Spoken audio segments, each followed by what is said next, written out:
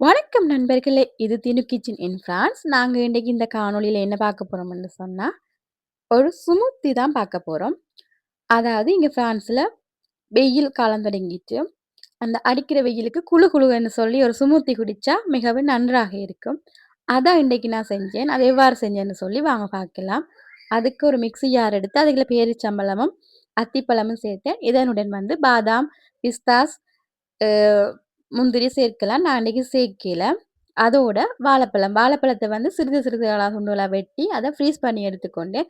Ice கட்டி சேர்க்கையில பழங்களையே freeze பண்ணி எடுத்து அதத்தான் சேர்க்க போறேன். அதுக்கு வாழைப்பழமும் ஃபர்ஸ்டேக்கும் சிறிது சிறிது துண்டுகளா கட் பண்ணி, அத ஃப்ரீஸ் பண்ணி விட்டுட்டு, இப்ப அத வெளியில எடுத்து அதனுடன் தேனும், பாலும் சேர்த்து அடித்து எடுத்துக் கொள்ள போறேன். இதுக்கு சுகர் போடையில.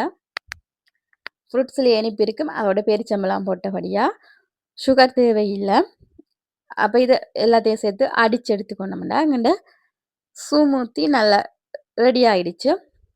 இது அடிக்கிற வெயிலுக்கு குளு குளுன்னு குடிச்சா நல்லா இருக்கும். இத எனது பிள்ளைகளுக்கு இன்றைக்கு அதாவது ஸ்கூலுக்கு போயிட்டு களைச்சு வர பிள்ளைகளுக்கு இவ்வாறான அ ஸ்மூத்தி ஒண்ணு செஞ்சு குடுத்தா அவைகளுக்கு மிகவும் ஹேப்பியா இருக்கும்.